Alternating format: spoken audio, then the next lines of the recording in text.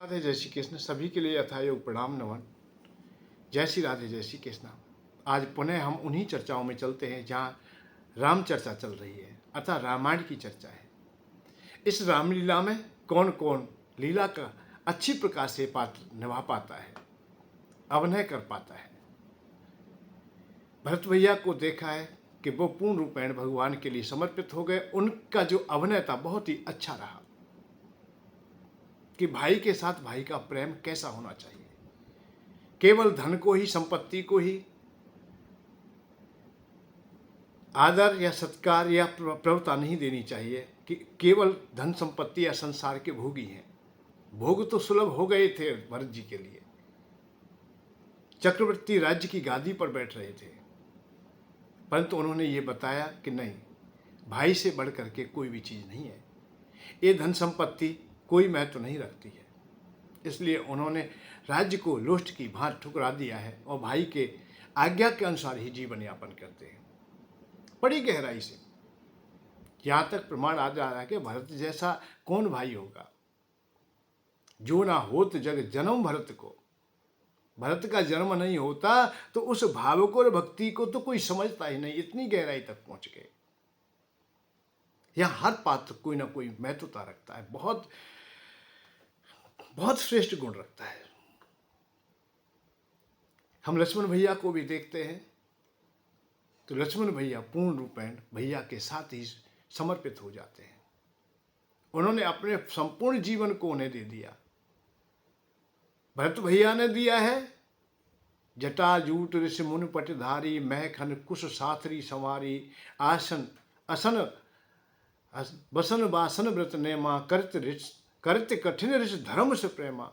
जो ऋषियों से भी कठिन होता था, जो नियम नहीं निभा पाते थे, वो कौन भरत जी निभाते हैं। तो ऐसे हम लोग देखते हैं कि उन्होंने भी समस्त भोगों का त्यागन कर दिया, पत्नी का त्यागन कर दिया, धन संपत्ति ऐश्वर्य का त्यागन कर दिया, सुंदर वस्त्रों का त्यागन कर दिया, मान सम्मान आदि का सबका त्यागन कर दिया है। वो भी अपने भाई के साथ ही चले गए।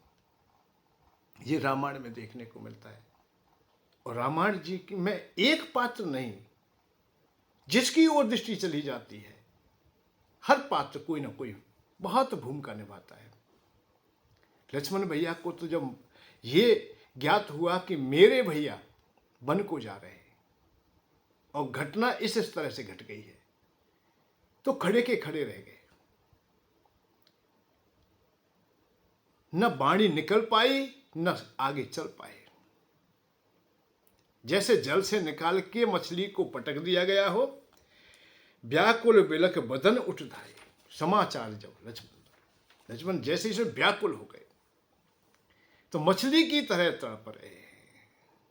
मीन दीन जन जल ते काड़ी। मछली को जैसे जल से काढ़ के आता बाहर निकाल के पटक दिया जाता है, तड़पती है बेचारी, परंतु कोई उपाय नहीं देख पाती, क्योंकि जीवन उसका तो केवल जल ही है। आज लक्ष्मण भैया का कोई जीवन है तो वो भगवान राम है, और उनके अलावा कोई भी उनकी गति नहीं है। आए आते ही दंड की भांति उनके चरणों में गिर गए। भैया ये क्या हो गया, क्या हो गया? पड़े हैं, विचार कर रहे, भैया क्या करें, मैं तो भाई के साथ ही जाऊंगा। कहीं ऐसा ना हो कि कहीं ये ऐसा आदेश दे दें कि मुझे यहाँ रहने के लिए लाचार हो जाना पड़े। राखे भवन कि ले है मुसाता, ये संशय उनके हृदय में रहा कि भैया मैं आपके साथ ही चलूंगा। भगवान राम भी बहुत धैर्य से काम लेते हैं, बहुत धैर्यवान है। वो कष्टों में भी, विपरीत परिस्थितियों में भी विचलित नहीं होते कभी। लक्ष्मण तू भी मुझे बहुत प्रिय है, तुझसे मैं कभी अलग ना हुआ, परंतु ये विषम परिस्थिति है। यहां जो अवस्था है उसे देख तो सही। तू भी ना रहेगा तो हमारा क्या होगा, यहां सब व्यर्थ हो जाएगा। यह कौन है जो संभालेगा? अरे माता पिता आदि को देख, करो मात पित पद शिवकाई। अरे माता पिता की सेवा कर तू, मैं वन के लिए चला जाऊंगा। अरे यहाँ है कौन? यहाँ शत्रुघ्न भी नहीं है, भरत भी नहीं है, और माता पिता बहुत दुखी है। दुखी है और वृद्ध भी है। बहुत असली जान है। सुनो सिख भाई, मेरी शिक्षा मान ले, तू यही रह जा, तू मेरे साथ में चलने के लिए मत कहे। भवन भरत रिपुसूदन नाई, ना तो भरत है ना या शत्रुघ्न है। लक्ष्मण भैया टकटकी लगाए देख रहे, आंखों से आंसू आ रहे हैं, चेहरे की ओर देखते ही रह गए। और मैं तुझे साथ ले जाऊं, अपने साथ में ले जाऊं तो बहुत अन्याय हो जाएगा। मैं वन जाऊं तुम्हें ले साथा, होए सवई विद अवध अनाथा। ये अयोध्या नगरी तो अनाथ हो जाएगी, मैं तुझे साथ ले जाऊंगा तो, क्योंकि कौन सहायक होगा। अरे महाराज की अवस्था ठीक नहीं है, अस्वस्थ है वो। मां के द्वारा भी उन्हें सांत्वना मिल जाती तो मां भी आज टूटी गई है। कौशल्या मां भी टूट चुकी है, उनके मुख से भी कोई वाणी नहीं निकलती है। न जाने, ऐसा लगता है कि प्राण ही न जाने कैसे रखे हुए हैं। ऐसी अवस्था जैसी दिखाई देती है कि प्राणांत ही होने वाला है। ऐसी अवस्था में भैया तू भी चला जाएगा तो माता पिता को कौन देख पाएगा। और यह प्रजाजन भी है, ये दुनिया भी तो है। गुरु पितृ मात प्रजा परिवारू, सब पे कष्ट है, ये भारी कष्ट है। प्रजा को भी देख, गुरु को भी देख, गुरुदेव भी, सब इस समय दुख में डूब चुके हैं। तो ऐसा ना कर भैया। क्या कह रहे हो आप? हाँ, मैं सही कह रहा हूं। जिस राजा के राज्य में प्रजा दुखी हो, शास्त्र कहता है कि वो राजा नरक के अधिकारी हो जाते। क्या तुम ये चाहते हो हमारे पिता नरक में चले जाए? पिताजी इस समय राज्य को देख नहीं सकते, भाई है नहीं यहाँ पर, लक्ष्मण शत्रुघ्न नहीं है, भरत भी नहीं है। अरे लक्ष्मण, तू भी चलने के लिए कहता है रे। मेरा जाना तो अनिवार्य है, निश्चित है, क्योंकि पिता के वचन है। मुझे पिताजी की बात माननी है, क्योंकि मां का भी आदेश है। तू यही रह जा। अयोध्या नगरी इस समय असहाय जैसी है। जब बार बार ये कहा कि माता पिता को देख, गुरुजनों को देख, अयोध्या वासियों को देख, प्रजाजनों को देख, लक्ष्मण भैया के हृदय से एक बात फूट गई। भैया, गुरु पितृ मात न जानो, मैं गुरु माता पिता मैं किसी को नहीं जानता, मैं काऊ को नहीं जानता। गुरु पितृ मात न जानो काहू, कहे स्वभाव नाथ पिता। मैं गुरु माता पिता आज किसी को नहीं जानता, क्योंकि मैंने तो जब से जीवन की सुध संभाली है, आप ही तो हो। आपके बगैर मैं रह ना सकूंगा। कहीं किरण और छाया अलग अलग नहीं हो सकती, देह और छाया अलग अलग नहीं हो सकती। अरे शरीर है, देह है और छाया अलग कहीं होती है? मैं परछाई हूं आपका। देह और आत्मा का संग है, जीव और आत्मा का संग है। भैया, मैं जी ना सकूंगा, मैं रह ना सकूंगा। मेरे तो आप ही माता हो, आप ही पिता हो, आप ही भाई बंधु हो, आप ही हो सब कुछ। मुझे ये ना, मोरे सवैये कि तुम स्वामी दीन बंधु और अंतर्यामी। आप मेरे एक अकेले, तुम ही तो मेरे स्वामी हो। मेरा और कोई ना गुरु है, ना कोई माता है, ना कोई पिता है, ना कोई भाई है, ना कोई बंधु है, मेरा कोई नहीं। लक्ष्मण भैया पूर्ण समर्पण हो गए, नौछावर हो गए। क्योंकि ये बात आती कि किसी के प्रति तुम्हारा लोभ है या मोह है, बल्कि मेरा कोई नहीं, किसी नहीं। सहजता से ही कह दिया, मेरा कोई गुरु पितृ मात न जानू काहू, मैं किसी को नहीं जानता। बहुत बात कही। भगवान राम ने यहां तक भी कहा है कि भैया पिताजी जब नहीं राज कर पाएंगे, प्रजा दुखी हो जाएगी, सानिध्य में रहने वाला कोई दुखी हो, उसकी जिम्मेदारी उसी मुखिया पर होती है जो नायक होता है। घर गृहस्थी में भी यही बात होती है। आप घर गृहस्थी चला रहे हो तो घर गृहस्थी में आप लोग यदि नायक हो अर्थात मुखिया हो, घर को चलाने की जिम्मेदारियां आप पर है। तो ये ना समझे कि अब कोई दुखी है, पत्नी दुखी है, संतान दुखी है, भाई बंधु दुखी है, तो उसमें आपका कोई भी अधूरापन नहीं है। नहीं नहीं, आपका भी कहीं ना कहीं अपराध हो सकता है आपके द्वारा भी अधूरापन रहा है, क्योंकि आपने सही देखभाल ना की होगी। जब तक हमारी जिम्मेदारियां हैं उन्हें हम निभाएं, निर्वाह करें हम उनका। शायद ऐसा नहीं किया तो कहीं ना कहीं तो सिद्ध हो जाता है। कभी कभी घर गृहस्थी में देखते हैं कि संतान पत्नी कहा नहीं मान रही है, पुत्र कहा नहीं मान रहा है। भाई क्यों नहीं मान रहा है? जब जिम्मेदारी आपकी है, आप नायक हो और आपका कहा ना माना जाए, कहीं ना कहीं तो गलती हो जाती है। कई जगह हम तो देखते हैं, यहाँ भी देखते हैं, घर गृहस्थी में देखते हैं, दुनिया में संसार में देखते हैं। पिता है, बड़े भाई है, बहुत अच्छे हैं। पिता पुत्र से कह रहा है कि पिट के मत आना भाई, तू मेरा तो शेर है, और शेर यदि कमजोर हो, कभी कमजोर होना होता है तो खा जाना। इस प्रकार की शिक्षा देते हुए मैंने कई पिता देखे। मेरा निजी अनुभव है, ये नजदीक का अनुभव है, ये बनावटी बात नहीं है। उसके गुप्त अंगों में तू ठोकर मार देना, तू खा जाना उसे। अभी समय चक्र चलता है, एक आध बार धोखे धड़ाके से वो खा गया और लोगों को पता चल गया कि ये तो मांस खाने वाला आदमी है, ये तो मांस खाता है, अर्थात मानवों को खाता है, मानव भक्षी है ये तो लोग सतर्क हो गए, तैयार हो गए। जब वो खाना चाहता है तभी उसको मारते। तो पिटते पिटते वो तो सुधर गया कि अब किसी को खाऊंगा तो मारेंगे, परंतु आदत बन गई है मांस खाना। से प्रारंभ कर दिया है क्योंकि घर को ने बताया है ना, परिवार वालों ने दिया ना, पिता ने शिक्षा दी है ना। फिर को आगे चल के वो क्या करता है कि उन्हीं घर वालों को खाता है, फिर उन्हीं का कहा नहीं मानता है, उन्हीं पर वो सतर्क हो जाता है। दूसरों के लिए जो तैयार किया था, दूसरों के लिए जो गड्ढा खोदा गया था, उसमें गिरना प्रारंभ हो जाता है।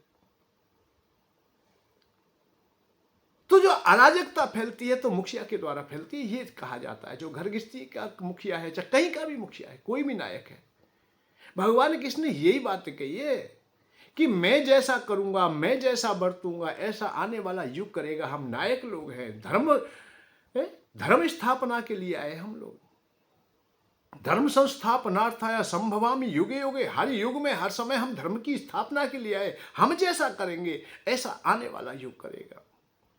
मम वर्तान वर्तन्ते मनुष्य पार्षार्वसा, मैं जैसा करूंगा ऐसा आने वाला युग करेगा। तो हम अच्छा कार्य करें। हम राजा की जिम्मेदारी है, हम नायक हैं, हम पिता है या हम बड़े हैं, तो हमारी कुछ जिम्मेदारियां बन जाती हैं कि हम कैसे अपने छोटे को चलाएं, अपने पुत्रों को कैसे चलाएं, पत्नी या घर को कैसे चलाएं, समाज में हम कैसे जिए, इस प्रकार को जाए। भगवान राम यह शंका करते हैं कि भाई तू भी चला जाएगा तो पिता की अवस्था ठीक है नहीं, और राज का चलेगा नहीं, और राज का इधर से उधर अस्त व्यस्त हो गया, सब बेकार हो जाएगा, हमारा बना हुआ खेल बिगड़ जाएगा, तू यही रहे। पर उन्होंने कहा मेरा तो राज्य भी नहीं है, मेरा तो कोई इससे प्रयोजन भी नहीं है, मेरा प्रयोजन केवल आपके चरणों से, और जहां चरण रहेंगे मैं रहूंगा। भगवान राम ने सोच लिया है कि ये हटिए, मानेगा नहीं, बचपन से जानता हूं, कभी से जब कभी अलग ना हुआ वो कैसे अलग हो जाएगा। अलग जब होगा जब उसका जीवन का अंत होगा। फिर हमारे में वैसे सब कुछ सामने है। लक्ष्मण भैया भगवान राम से कभी अलग हुए तो तभी हुए थे, इस बात को ध्यान दीजिए। रामायण उत्तर कांड में भी विशेष विवेचन मिलता है। वैसे होने को तो चारों भाइयों को अलग अलग राज्य दे दिया है, फिर पुत्रों को दे दिया है उन्होंने, पर सबसे पहले शत्रुघ्न ही मथुरा में आकर के राज्य स्थापना करते हैं। इसका रहस्य क्या है? पूरी रामायण में शत्रुघ्न ही अलग अलग रहे, जितनी भी चर्चा आएंगी वो ही रहे। राम राज्य का श्रेय भी वो नहीं जाता है। उनके चरित्र को जब खोज के देखोगे, उन्होंने ही 14 साल राज संभाला है। भरत भैया पादुकाओं की पूजा करते हैं और शत्रुघ्न राज करते हैं। राम राज्य जिसे हम कहते हैं, राम राज्य वही था जो 14 साल भरत जी के द्वारा और शत्रुघ्न भैया के द्वारा किया गया है, क्योंकि भगवान राम की पादुकाओं ने वो शासन किया है। पादुकाओं को आज की भाषा में कहें, जूतों से राज किया, जूतों ने राज किया है। और जूते से ही राज्य श्रेष्ठ होता है, और जूता नहीं तो राज्य नहीं। दंड की प्रणाली कठोर हो तभी राज्य प्रारंभ होता है। तो शत्रुघ्न को यह छूट मिली हुई थी कि तुम जूतों से करो।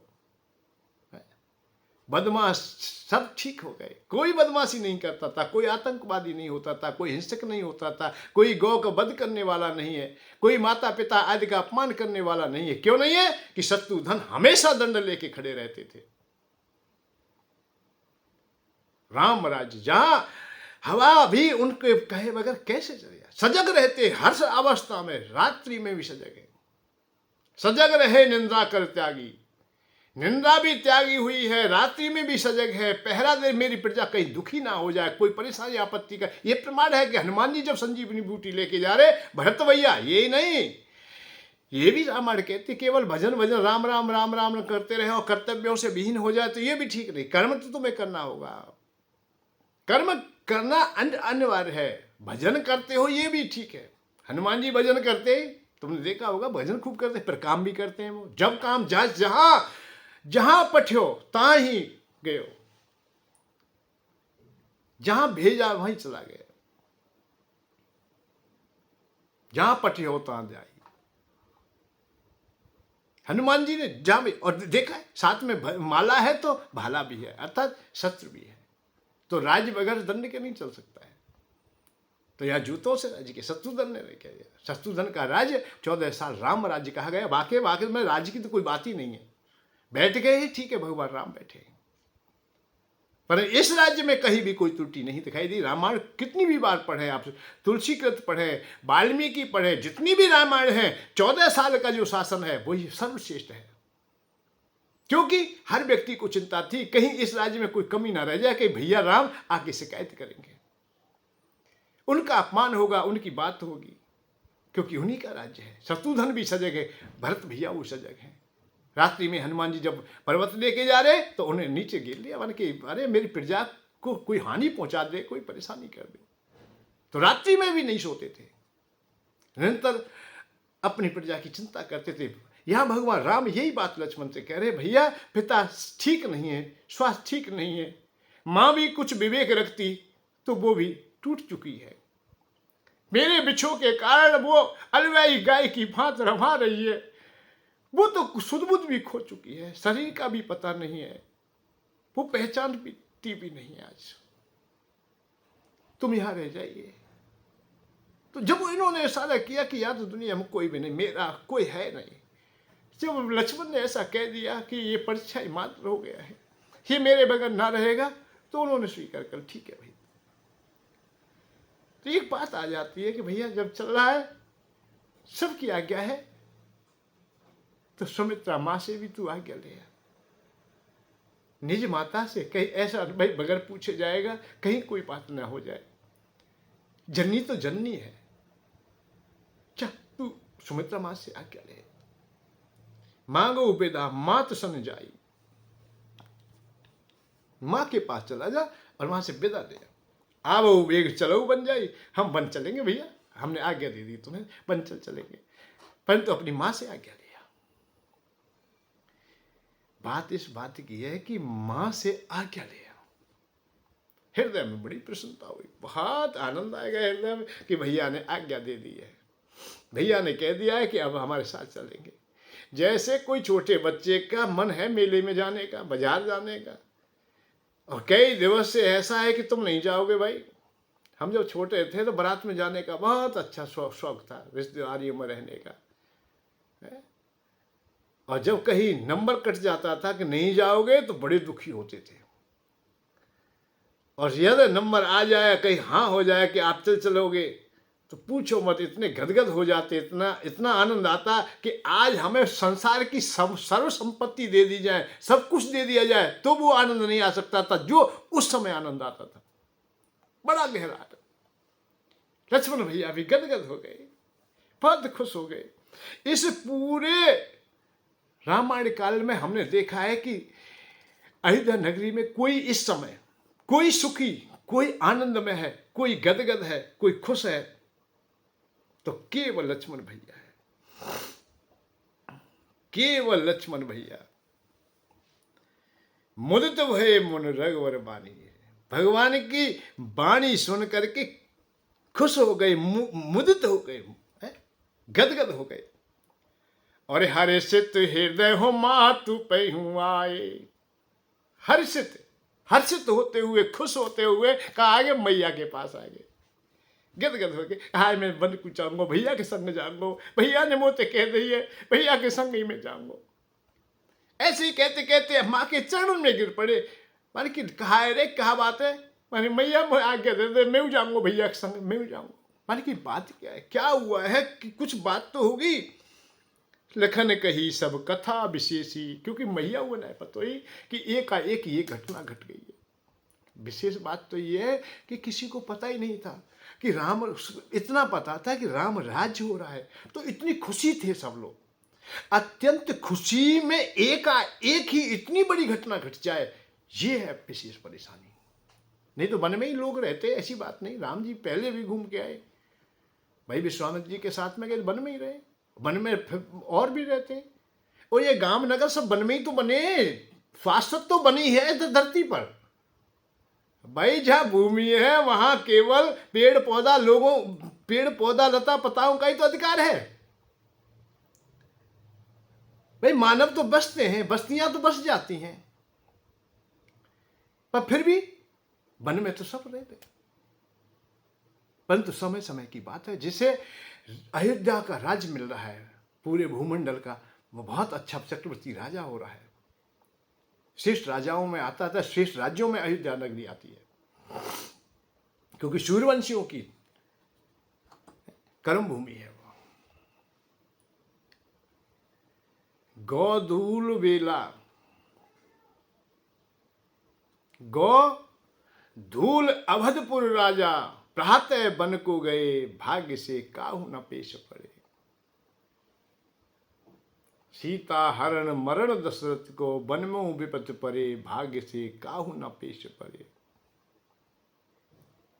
सजग रहे निंदा कर त्यागी, वन में विपत पड़े, भाग्य से काहू न पेश पड़े।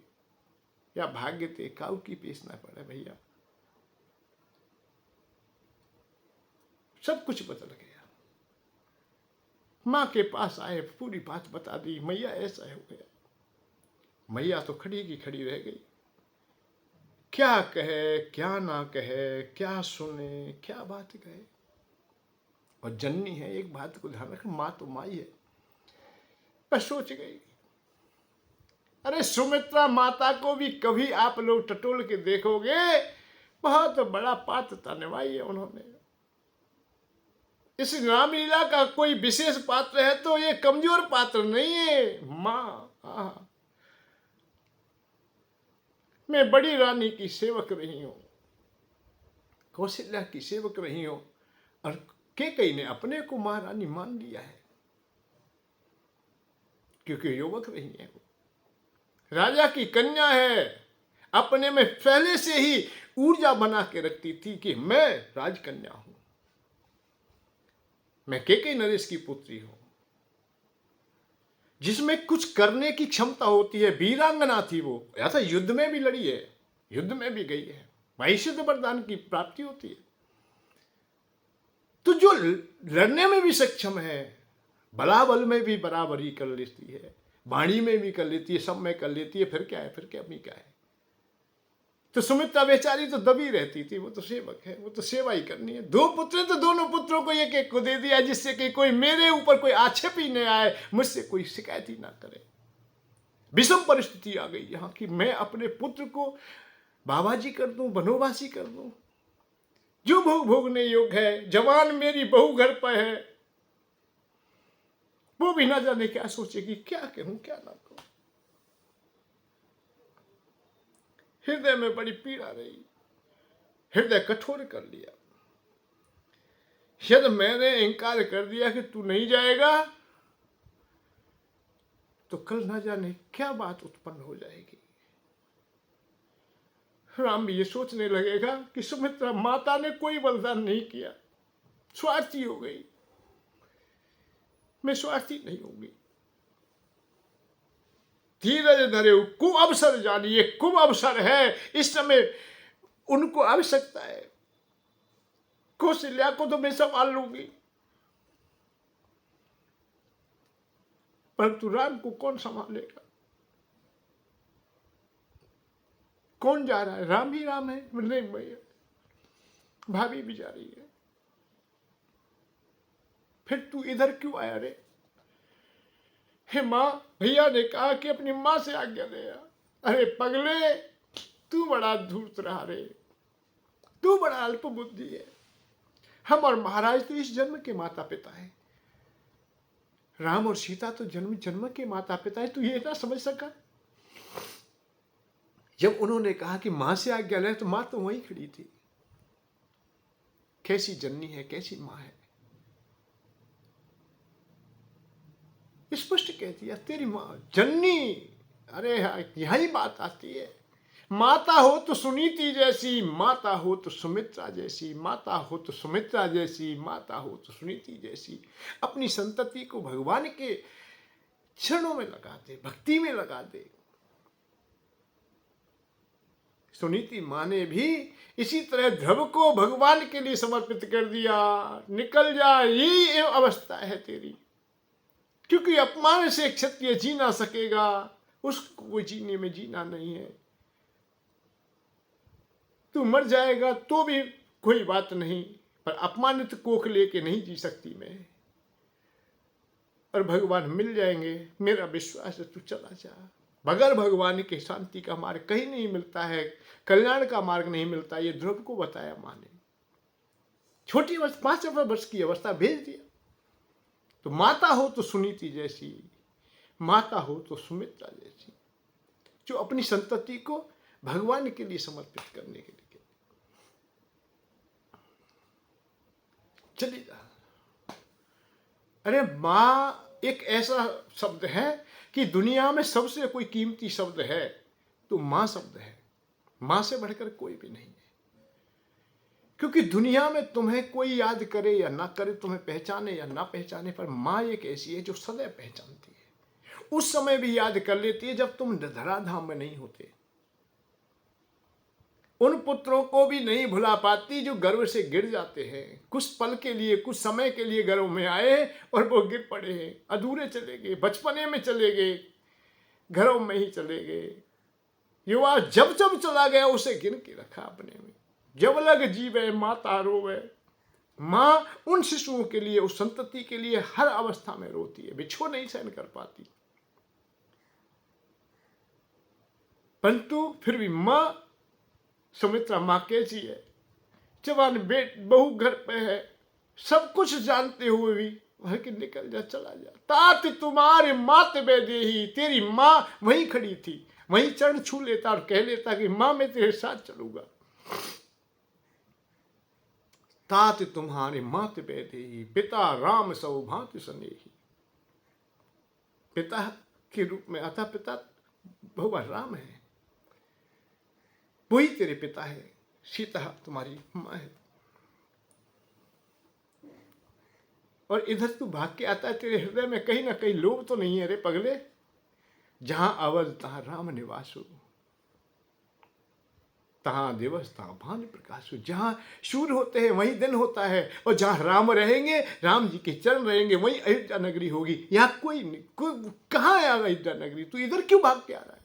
और तेरे लिए कोई काम है नहीं, जो पैसी है राम बन जाए, तात तुम्हारे काज को चुनाए। बेटा तेरे का काम ही ना है कोई। कितना स्पष्ट कह दिया, तेरे लिए तो काम ही नहीं है। राम कह रहे हैं या बहुत काम है, और सुमित्रा माँ कह रही है यार तेरे का कोई काम ही ना है, का करेगो जा बैठो बैठो। अरे तू जवान रहेगा, कछु तो कर भाई। जैसे आज की माँ कहे बेटा तू कब तक बैठो रे, हो जा, तेरे ब्याह है, वो शादी है, ये घर गृहस्थी है। अरे भैया तू कछु काम तो कर। जब काम ना करेगा तो जीविका कैसे चलेगी? कैसे पेट भरेगा? तो मैया कह रही है कि तू जवान है, तू जा, तू काम करके आ, कुछ यहाँ काम ना है, यहाँ निठल्लो मत रहे, यहाँ मत रहे, तू अयोध्या में तेरे लिए कोई काम नहीं है। कैसी सहजता से कह दिया, जो पैसी राम बन जाए तात तुम्हारे काज कछुनाए। यहाँ कोई काम ना है तेरे काज, कोई लेस मात्र काम नहीं, क्योंकि कोई अटकाव हो, क्योंकि अयोध्या नगरी ना है। सबसे पहले यही कह दी, जहां देव जहां अवध, जहां कहां अवध, जहां राम निवास हो, जहां राम रहेंगे वहीं अयोध्या है। अयोध्या ही नहीं है, फिर काम कहां से आया? जहां रही माता पिता की चिंता करे, बात करे, महाराज जी की चिंता करेगा, मेरी चिंता करेगा, काऊ करेगा? तो माता पिता ना है, हम तो इस जन्म के, वो तो जन्म जन्मांतर के माता पिता है। तात तुम्हारे मात वैदेही पिता राम सौभाग्य सनेही। ऐसे उदाहरण दे दिए कि लक्ष्मण भैया बड़ो संतोष हो। मां तेरी जैसी धन्य मां दुनिया में ना होगी कोई, मेरो जीवन धन्य है गो मां, तेने बहुत अच्छो करे, मुझे आज्ञा दे दी, चल वे कुछ तैयार है गे, चरण छुए आगे बढ़े होंगे 2 कदम। बेटा थोड़ा ठहर, माँ है, समझाने लगे भाई वन में बढ़िया रहीजो, अच्छो रहीजो, कहूँ भैया परेशानी ना हो, अस जिए जान है संग बन जाओ, ले तात जग जीवन लाओ, जीवन लाभ मिल जाएगा तो। और भैया ने को कष्ट ना होना चाहिए, बातरी का सेवा करियो, बढ़िया रहीजो, तेरो जीवन बहुत धन्य। पर बेटा हमेशा माँ और पिता संशय में रहे। जब बेटा जवान हो और बाहर चले गो हो, कहूँ घर से बाहर जाए का है तो बात तसल्ली जब तक ना हो, जब तक वो वापस ना आ जाए। तू वन में जा रहा है, सीता भी साथ में है, तू भी जवान है, सीता भी जवान है, भैया भी, सब कुछ है, और इन विषयों का कुछ नहीं पता होता, कहां ये कितना बल लेकर के आक्रमण कर दे। बेटा मेरा आंचल में कबू दाग ना लगे, काऊ ने मुझे आज तक ये ना कही कि सुमित्रा माता तू ऐसी है। चाहे मुझसे रूखे महाराज रहे, परंतु लांछन कबू महाराज ने ना लगाया। के कही चाहे कितनी भी कड़वी रही, पर कबू लांछन ना लगाया। सुमित्रा तो मुझे बहुत ही प्रेम करे, वो हृदय में बसा ले। मैं तो अपने माता पिता सब भूल गई, या अयोध्या की इस परिवार में ही खो गई, मैं इन्हीं गलियों में खो गई। बेटा मेरे आंचल बड़ो सुरक्षित है, जी जैसो जा रहो ऐसो ही पावे। स्वप्न में भी कोई ऐसी बात न है जाए चाह के सामने मुंह ना दिखा सकूं का हुए। दंड की भात लक्ष्मण भैया चरण में गिर गई। मैया अभागी है वो संतान, जिस संतान पे माता पिता को भरोसा ना रह जाए। मैं तेरे चरणों की शपथ खा के कह रहा हूं, तू स्वप्न की बात करती है। मैं जब तक तेरे चरणों से दूर रहूंगा, जीते जी मैं कबू सोऊंगा ना, क्योंकि बगैर सोए स्वप्न नहीं आएंगे। मैं सोऊंगा नहीं, मैं हमेशा सजग रहूंगा, हमेशा जगा रहूंगा। मां मुझे क्षमा कर दे, मैं अब जा रहा हूं, मैं तेरी सेवा ना कर सका, तेरे जैसी जननी। हे मां मैं पुनः आ जाऊंगा, जरूर आऊंगा, और तेरे आंचल को मैं विशेष ध्यान रखूंगा। ये है रामायण के पात्र। वो लक्ष्मण भैया जब वन में जाए 14 साल तक सोते नहीं, जिससे कि स्वप्न आ जाए। मेरी मैया ने कहा है कि स्वप्न ना आ जाए कहीं। देखने की बात आती है कि एकांत में रहते हुए उन्होंने चरणों के अलावा कुछ देखा नहीं। जब सुग्रीव जी के यहाँ नूपुर आदि गिर दी जाती हैं, सीता जी गिरती चली जाती हैं, तो उन्हें दिखाया जाता है, ध्रुव पड़ते भैया मैंने कंगूरे अर्थात मैंने कुंडल आदि को नहीं देखा है, मैंने चूड़ामणि को नहीं देखा है। मैं पाल्यव को तो पहचानता हूं, क्योंकि पाद सेवा मैं करता रहा तो वो मेरी नजर में है। तो रामायण बताती है हमें संबंध कैसे जोड़ने हैं, कैसे रहने हैं, किस प्रकार से रह रहे हैं। श्री मद रामायण का आनंद बड़ा अच्छा है। हम समय के अनुसार लेते रहें।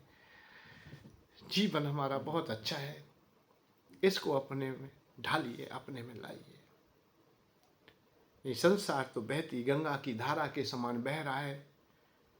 आप लोग न सजग रहे, न संभल सके तो फिर कुछ नहीं हाथ आएगा। धैर्य का अनिवार्यता देखो, यहाँ कितनी अच्छी बात है। सुमित्रा माता ने कितनी धैर्य से काम लिया। ये जीवन में हमें बताती हैं, ये पंक्तियां बताती हैं कि आपत्ति काल आए तो धैर्य का संग ना छोड़ना। धैर्य और धर्म, धीरज धर्म, फिर तुम्हारे लिए सब सुगम हो जाएगा। ये धर्म छोड़ दिया है, हम देखते हैं, आज हम देखते हैं लोगों को थोड़ी आपत्ति काल आ जाए, कर्जा भी हो जाए, कोई बात हो जाए, नौकरी छूट गई, शराब पीने पहले लग जाता है। कई लोग तो ऐसे देखे, मैंने लड़ने के लिए शाम को लड़ाई हो रही, किसी बेटा ने बताया कि मुझे ऐसा कह दिया, ऐसा कह दिया, ऐसी बात हो गई है, तो बाप शाम को 2 पैक लगा करके जब गाली देता, जब लड़ने के लिए चलता है। तो कभी आपत्ति काल आ जाए तो हम रास्ते से भटक जाते हैं। हम खान पीन को बदल देते हैं, हम रहन सहन को बदल देते हैं, वाणी को बदल देते हैं, हम धर्म को छोड़ देते हैं, हम धैर्य को छोड़ देते हैं। तो वो ज़्यादा दिन नहीं चल पाते। कितने तो आत्महत्या कर लेते हैं, कितने वैसे ही मर जाते, पी के मर जाते। तो इसलिए हमेशा धैर्य का परिचय अवश्य दें। धीरज धरे, धीरज धरे अवसर जानी, ये मैया ने यहाँ दिखा दिया कि एक स्त्री होकर के भी सुमित्रा पादे धैर्य का साथ नहीं छोड़ा। धीरज और धर्म दोनों का। धर्म भी कहता है कि मैया ने क्या है कि भैया का साथ दे। मैया ने क्या धर्म क्या अपनाया कि भैया का साथ दे। धैर्य से भी काम लिया, अपनी ममता को रोक लिया, सजो लिया है। ये रामायण बता रही है। इन पात्रों की पात्रता को बार बार धन्यवाद। सभी सुखी रहे। जय श्री राधे, जय श्री कृष्ण। धन के साथ धर्म की ओर, सुख की खोज।